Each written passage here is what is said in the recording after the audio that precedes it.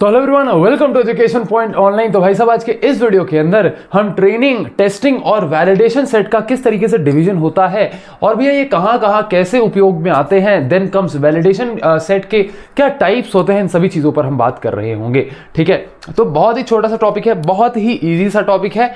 मैं आपको भैया 10 मिनट के अंदर, 15 मिनट के अंदर समझा दूंगा।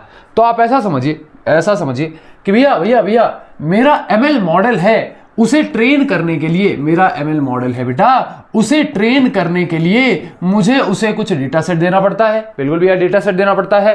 तो मेरे पास क्या है भैया, मेरे पास एक एग्जिस्टिंग डेटा सेट है, मेरे पास एक भैया एग्जिस्टिंग डेटा सेट है। और मैंने क्या किया, इसी डेटा सेट में मैंने एक पार्ट डिवाइड कर दिया, तो जो भैया पार्ट डिवाइड किया उसे हमने कह दिया ट्रेनिंग सेट, और एक पार्ट को हमने कह दिया टेस्टिंग सेट। कहने का मतलब क्या है कि मान लीजिए इसे हमने 80-20 रेशियो में डिवाइड किया है, मतलब डेटा सेट का 80% पार्ट हमने ट्रेनिंग के लिए यूज किया और 20% पार्ट भैया हमने टेस्टिंग के लिए यूज किया। तो ये कुछ इस तरीके से काम में आ रहा होगा कि 80% जो डेटा सेट है उससे हमने मॉडल को ट्रेन किया। बिल्कुल भैया, उससे हमने मॉडल को ट्रेन किया, और जो बचा हुआ 20% था ना बेटा, उस 20% से ये मॉडल कैसा ट्रेन हुआ है वो हम टेस्ट करेंगे। मेरी बात आपको समझ में आई कि भैया हमने इसको 80% ट्रेनिंग डेटा सेट से ट्रेन कर दिया, अब ये कुछ आउटपुट प्रोड्यूस करने लगेगा। बिल्कुल भैया, कुछ आउटपुट प्रोड्यूस करने लगेगा। क्या आपको पता है कि इसे हम प्रेडिक्टेड आउटपुट कहते हैं? बिल्कुल भैया, अभी तक हम मशीन लर्निंग पढ़ रहे हैं, इतना तो समझ में आ गया कि इसे हम प्रेडिक्टेड आउटपुट कह रहे होते हैं। और प्रेडिक्टेड आउटपुट और साथ ही साथ हमारे पास कुछ एक्चुअल आउटपुट होता है। क्या होता है बेटा? कुछ एक्चुअल आउटपुट होता है। मैंने कहा ये ट्रेनिंग सेट के अंदर क्या होता है भैया, ट्रेनिंग सेट के अंदर X1, X2, X3 कई सारे फीचर्स होते हैं और उनके करस्पॉन्डिंग उनका आउटपुट क्या है वो होता है। मेरी बात आप समझिए, एक एग्जांपल मैं आपको दे देता हूं कि मान लीजिए मैंने कहा कि हम घर के कुछ फीचर्स को देख करके और उसकी प्राइस प्रेडिक्ट करेंगे। क्या करेंगे बेटा? प्राइस प्रेडिक्ट करेंगे। तो इस केस के अंदर ये जो X1, X2, X3 जिन्हें हम इनपुट फीचर्स भी कहते हैं, ये क्या हो सकता है? ये हो सकता है भैया घर का कितना स्क्वायर फुट है, उसमें कितने बेडरूम्स हैं, उसमें कितने बाथरूम्स हैं, ये कुछ इनपुट फीचर्स हो गए। बिल्कुल भैया, और based on these input features price decide होती है, यानी कि वाई कैलकुलेट होता है। अब ये ट्रेनिंग सेट के अंदर बेसिकली पता है क्या होगा, यहां पर कुछ 100 घरों का मान लीजिए जो है ये इनपुट सेट और आउटपुट सेट दिया होगा। 100 घरों का इनपुट सेट और आउटपुट सेट दिया हुआ है जिससे हम मॉडल को ट्रेन कर रहे होंगे। तो मॉडल एक बच्चा है। क्या है बेटा? मॉडल एक बच्चा है जिसे मैं ये बता रहा हूं कि बेटा इन 100 घरों को देखना और इन 100 घरों के सीक्वेंस को आप जो है, पैटर्न को आप जो है रिकॉग्नाइज कर लो। पैटर्न को आप भैया रिकॉग्नाइज कर लो कि अगर किसी घर का स्क्वायर फुट 100 है तो उसका प्राइस इतना होगा, अगर किसी घर का बेडरूम इतना है तो उसका प्राइस इतना होगा। तो ये रेशियो, ये जो पैटर्न है ना, इसे आप एनालाइज कर लो। ट्रेनिंग सेट से मॉडल ने एनालाइज किया पैटर्न और उसने ये जान लिया कि अच्छा, किसी घर के अंदर अगर 4 बेडरूम है तो उसका इतना प्राइस होता है। अब हम मॉडल को नया सेट ऑफ इनपुट्स देंगे टेस्ट करने के लिए कि भैया आपने ट्रेनिंग तो ले ली है कि हाँ कितने बेडरूम्स के करस्पॉन्डिंग कितना प्राइस होगा। अब आपको मैं एक नया जो है टेस्ट देता हूं। अब मैं आपको नया टेस्ट देता हूं, तो आप मुझे बताओ, अगर 100 स्क्वायर फुट का घर है, उसमें अगर 2 बेडरूम्स हैं, 3 बाथरूम से, भैया 3 बाथरूम क्या कर रहे हैं? अबे गेस्ट के लिए बाथरूम बना दिया ना। तो भैया अगर ये इनपुट है तो क्या उसका आउटपुट निकलेगा, यानी कि उसका प्राइस क्या होगा? अब मॉडल को प्रेडिक्ट करना है। क्या करना है बेटा? अब मॉडल को प्रेडिक्ट करना है। और ये डेटा हमने कहां से लिया भैया? ये टेस्ट डेटा है ना वो, तो यहां पर हम टेस्ट सेट से ले रहे होंगे। तो कहने का मतलब क्या है, ट्रेनिंग सेट से हमने मॉडल को पहले ट्रेन कर दिया और टेस्टिंग सेट के लिए हमने कुछ डेटा बचा के रखा, और बाद में जब मॉडल ट्रेन हो गया तो हमने कहा कि भैया इस पैरामीटर के करस्पॉन्डिंग क्या आउटपुट होगा, आप मुझे बताओ। तो जो भी उसने आउटपुट दिया, उस आउटपुट को हमने ट्रेनिंग सेट के एक्चुअल आउटपुट से कंपेयर किया और यहां पर क्या एरर आया क्या नहीं आया हमने उसे नोट किया। ठीक है भैया, तो यहां पर ट्रेनिंग सेट से मॉडल को ट्रेन किया गया है और टेस्टिंग सेट से मॉडल को टेस्ट किया जाता है कि क्या वो सही और मोर एक्यूरेट आउटपुट्स प्रेडिक्ट कर पा रहा है। तो भैया ये होते हैं ट्रेनिंग एंड टेस्टिंग स्प्लिट। क्या होता है बेटा, हमने गिवन डेटा सेट को ट्रेनिंग और टेस्टिंग सेट में स्प्लिट किया और इसी स्प्लिट करने के प्रोसेस को जहां पर हम मॉडल को वैलिडेट कर रहे हैं कि भैया मॉडल कैसा परफॉर्म कर रहा है, इसी स्प्लिट सेट को हम कहते हैं वैलिडेशन सेट। क्या कहते हैं बेटा, इसी स्प्लिट सेट को हम कहते हैं वैलिडेशन सेट। ठीक है भैया, और इस पूरे क्लास के अंदर, इस पूरे लेक्चर के अंदर हमें यही देखना है कि हम कितने प्रकार से जो है वैलिडेशन स्प्लिट कर सकते हैं। मतलब ये जो ट्रेनिंग टेस्टिंग डेटा है ना, इसे कितने प्रकार से स्प्लिट किया जा सकता है। ठीक है भैया, तो ये टोटल कहानी हो गई। अब एक्चुअल में आपको थोड़ा सा जो है लिखत में लिखवा देता हूं।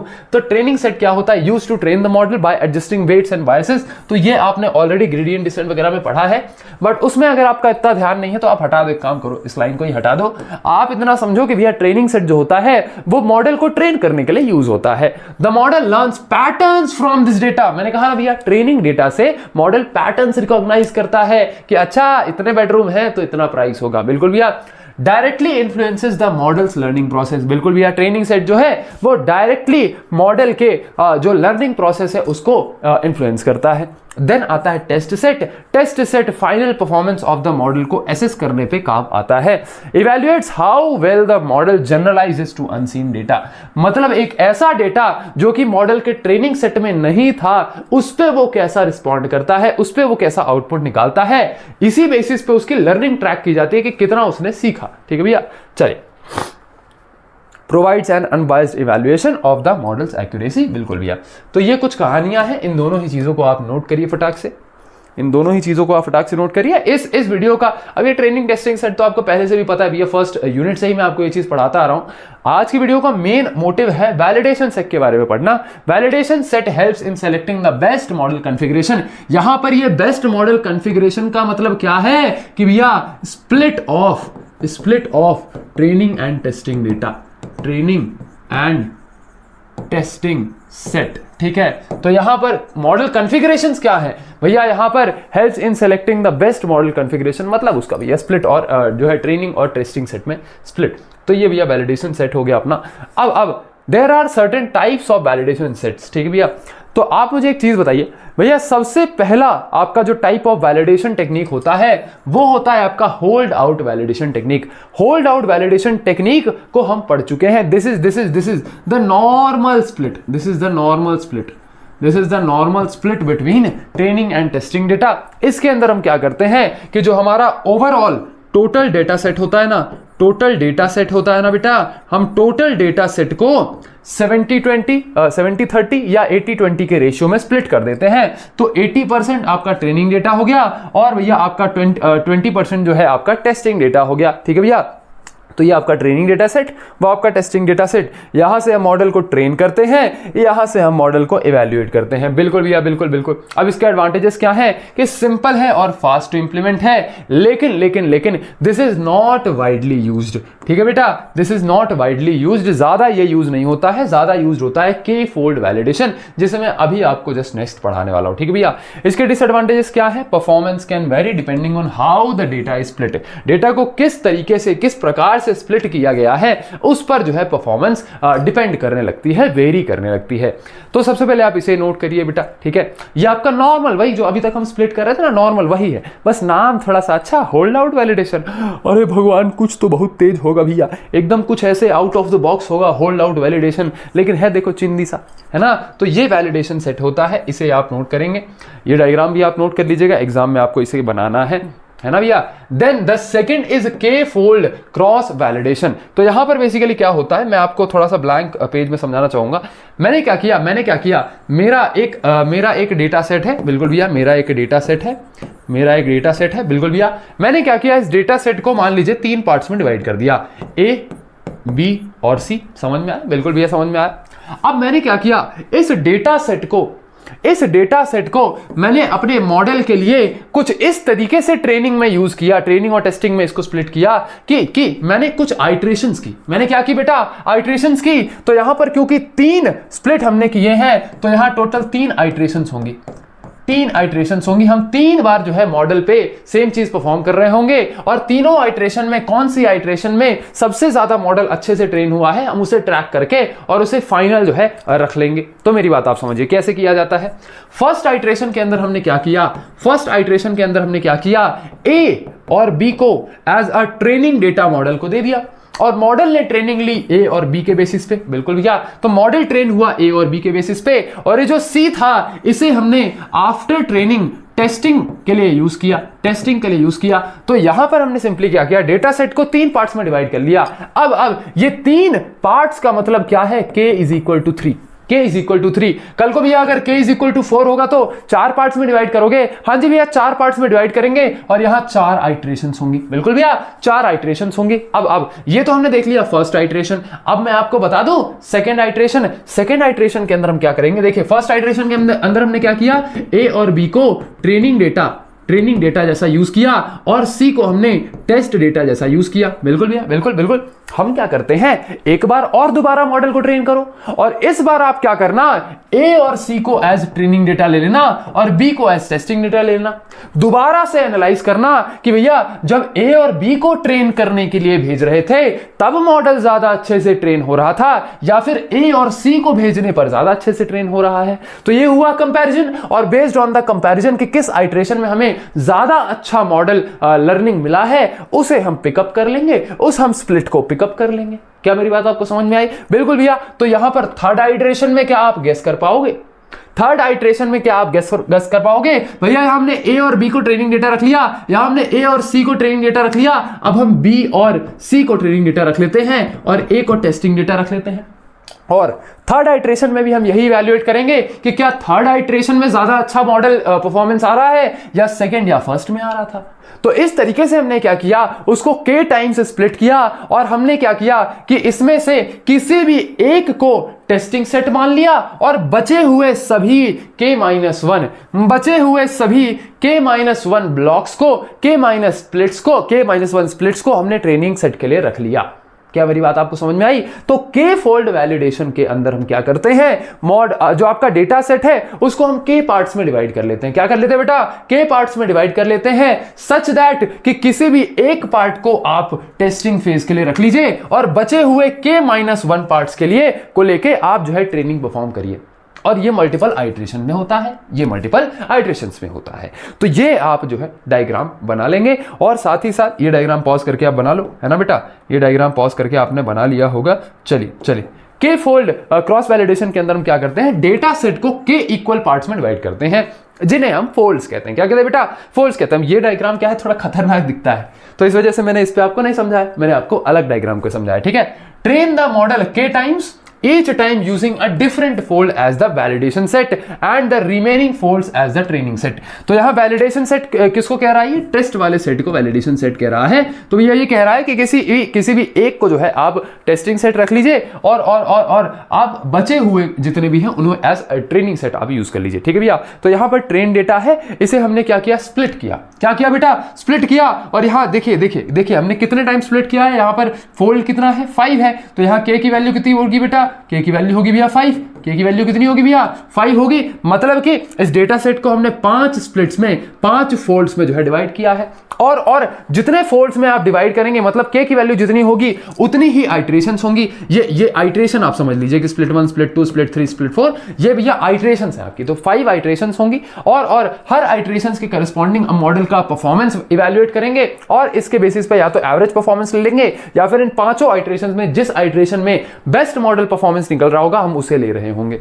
क्या मेरी बात आपको समझ में आई। तो कुछ इस तरीके से हम करते हैं और हर आइट्रेशन के अंदर किसी भी एक फोल्ड को हम एज टेस्ट डेटा रख लेते हैं और बाकी फोल्ड्स को जो है हम एज ट्रेनिंग डेटा पास कर देते हैं। क्या मेरी बात आपको समझ में, बिल्कुल भी आपकी बात हमें समझ में आ चुकी है। तो अब आप इसे नोट करेंगे। अब ये वाला डायग्राम आप बनाइए या पिछला वाला बनाइए, इतना कुछ मैटर नहीं करता है, लेकिन ज्यादा प्रोफेशनल ये वाला अगर बना दें तो बहुत बढ़िया होगा भैया, ठीक है।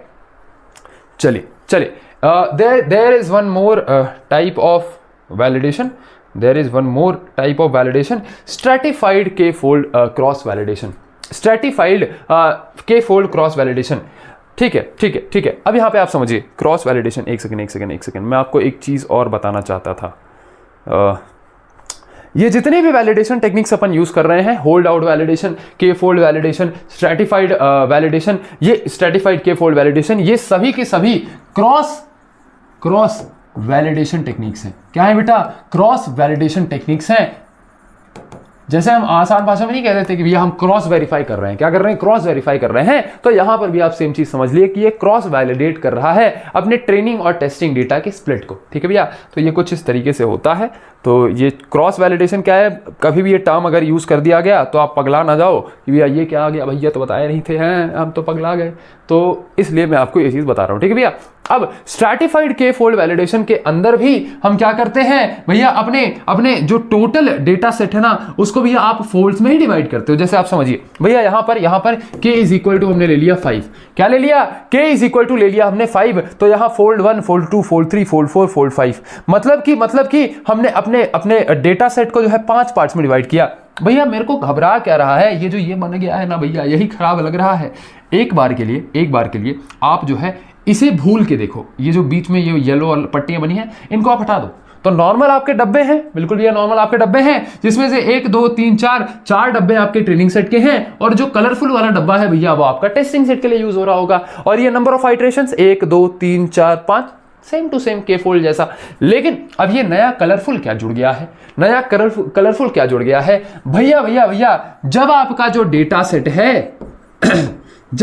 डेटा सेट है वो नॉइसी होता है। नॉइसी का मतलब क्या है? कि उसमें मल्टीपल पैरामीटर्स रखे हुए हैं। मल्टीपल पैरामीटर्स रखे हैं, मैं आपको समझाता हूं।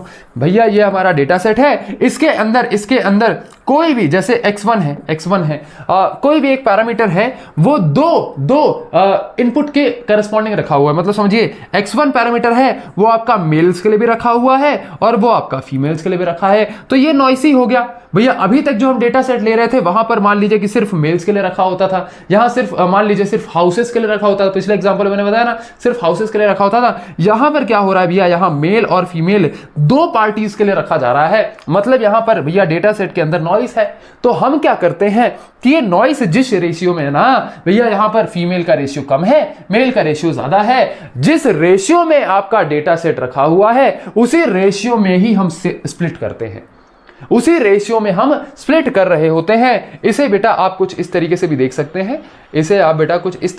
सकते हैं, कि ये मेरा कंप्लीट डेटा सेट था। इसके अंदर मेल कुछ मेरा मान लीजिए मेल था ना, हाँ मेल था। मेल मान लीजिए मेरा कुछ 70% है और फीमेल मान लीजिए मेरा कुछ 30% है। कितना है भैया? 30% है। अब अगर मुझे इस डेटा सेट को भैया के फोल्ड्स में डिवाइड करना होगा, मान लीजिए 3 फोल्ड्स में डिवाइड करना है, तो मैं क्या करूंगा? ये हो गई मेरी आइट्रेशन 1, ये हो गई मेरी आइट्रेशन 2, ये हो गई मेरी आइट्रेशन 3, और मैंने सिंपली क्या किया? इसको भैया फोल्ड्स में डिवाइड कर दिया, 3 फोल्ड्स में डिवाइड कर दिया। बिल्कुल भैया 3 फोल्ड्स में डिवाइड कर दिया है। कितने फोल्ड्स में डिवाइड कर दिया बेटा?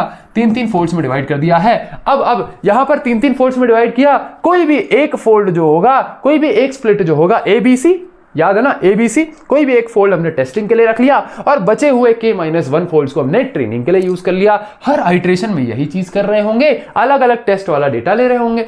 अब यहां पर क्योंकि 70-30 में मेल और फीमेल का रेशियो है, तो हर स्प्लिट के अंदर भी हम 70-30 का मेल और फीमेल का रेशियो डाल देंगे कि हाँ जी भैया ये स्प्लिट्स जो हमने किए हैं इसके अंदर ये वाला रेशियो बरकरार है। ठीक है भैया? तो ये हर फोल्ड के लिए, हर आइट्रेशन के लिए सेम चीज वैलिडेटेड होगी।